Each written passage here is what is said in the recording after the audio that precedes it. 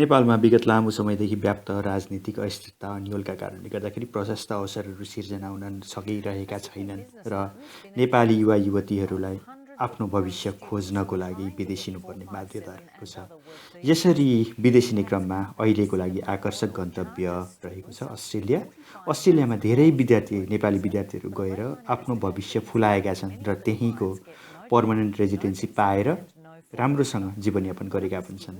यही प्रलोभनमा पछिल्लो समयमा नेपाली विद्यार्थीहरूको सङ्ख्या अस्ट्रेलिया जाने नेपाली विद्यार्थीहरूको सङ्ख्या बढ्दो छ र त्यही बढ्ने क्रमसँगै नेपाली विद्यार्थीहरू ठगिएका पनि छन्। त्यहाँको पर्मनेन्ट रेजिडेन्सी प्राप्त गर्नको लागि सजिलो एउटा उपाय भनेको कुनै पनि व्यापारिक संस्थाले स्पोन्सरसिप गरिदिनुपर्छ र 2 वर्षसम्मको स्पोन्सरसिप भएपछि पर्मनेन्ट रेजिडेन्सी प्राप्त गर्नको लागि कुनै पनि एउटा व्यक्ति योग्य हुन्छ। यसरी पर्मनेन्ट रेजिडेन्सी प्राप्त गर्नका लागि नेपाली विद्यार्थीहरूले 45 देखि 60-70 हजार अस्ट्रेलियन डलरसम्म तिर्ने गरेका छन्। कसैले त यसरी कम्पनीको स्पोन्सरसिप मार्फत पर्मनेन्ट रेजिडेन्सी पाएका छन्। तर धेरै नेपालीहरूले पैसा पनि गुमाउनु परेको छ र अस्ट्रेलियन पर्मनेन्ट रेजिडेन्सी त पाइँदैन र देश पनि छोड्नुपर्ने अस्ट्रेलिया देश पनि छोड्नुपर्ने बाध्यता रहन्छ। यही क्रममा अस्ट्रेलियाको एउटा टेलिभिजनले छवि भुसाल नेपाली विद्यार्थी छवि भुसालको जीवनमा आधारित यो एउटा वृत्तचित्र बनाएको छ। सबैले यो हेर्नु जरुरी छ। I was supposed to work, and then he said, "Yeah, I can show you tomorrow. I can show you tomorrow." He did that all the time, and he didn't show me where was the workplace actually. And finally, I got the visa. It was refused. It was on 24th of May, and I saw that there was no 457 visa.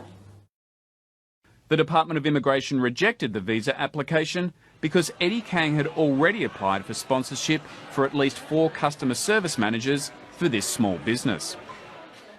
In June, 7 months after Chabi Busol had given Eddie Kang $20,000 for her 457 visa, she received this email. We hereby confirm that final deadline for 457 visa case for you would be 15th of July 2013. If not approved, the full refund will be made to you. But that full refund never came. Chabi Busol got no job, no 457 visa, no full refund. A year after she signed her contract, Chabi says she's still waiting on around $7,000. Eddie Kang agreed to an interview with Lateline. So why don't you refund her money when it states in that email that you would refund the money once the visa was rejected? That happened 5 months ago.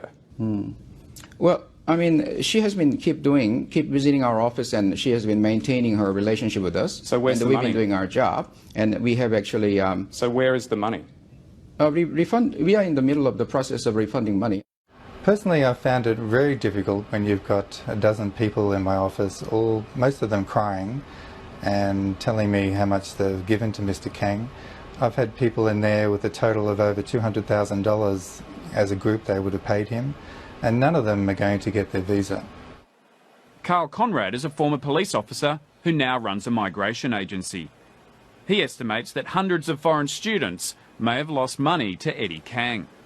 We suspect there's probably anywhere between 200 and 400 victims of Mr. Kang currently. It's a bit hard to ascertain at the moment because immigration won't tell us any precise numbers, but he's been lodging multiple applications to various government departments around the country and getting multiple refusals. So it's hard to ascertain the actual total number of who's been victimised at this stage.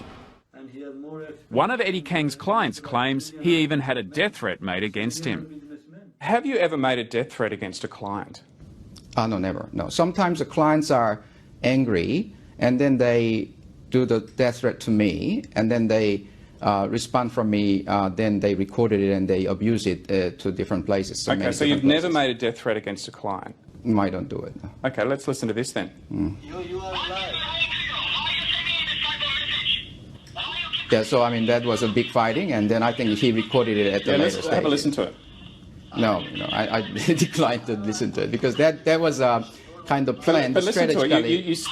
It's you saying, I kill you, man. Well, he told me that too. He said that he's going to send me the Nepalese mafias or something. So I had a fighting. So he just edited that part and then use it to so many places at the moment. Okay, but you've threatened to kill him, haven't you? No, it's not. No, it's not. No. Listen to it. No, it's You're just asking him where fighting are each you? other. Yeah. No, that was fighting each other, and he also said the same thing to me, Hello? And you see, he's very calm. He's just trying to, kind of instigate me to say that kind of stuff, That's what it is. But you said it. You said, "I'll kill you," and you asked where is he? No, I mean, I was just angry, But you've still threatened to kill him, haven't you? No, I deny that. I mean, that he did the same thing to me. He said he's going to send me the Nepalese mafias or something. Why did you threaten to kill him? No, I didn't. I mean, that was a very just angry situation that I'm sorry, you said on that phone message, that becomes quite emotional, I kill you. Okay, yeah. You told me you're a credible businessman. Is that an act of a credible businessman to make death threats against a client? No, we shouldn't do it, no. The man who took that call has told Lateline he did not edit the recording and did not make a death threat against Eddie Kang. Here is part of that recording.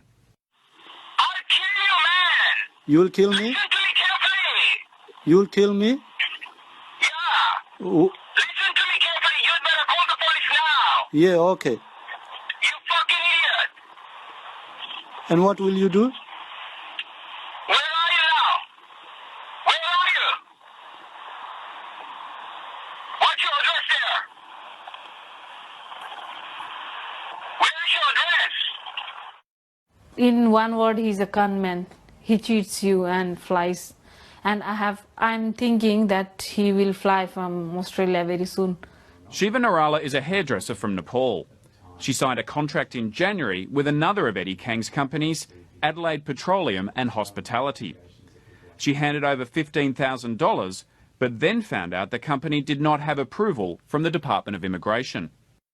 This is like there is no fault of the applicant, that is me, but the business who want to sponsor you is not authorized. Shiva Narala says that Eddie Kang still owes her $9,000, or $11,000 if you count the interest on the loan she took out to pay his fee.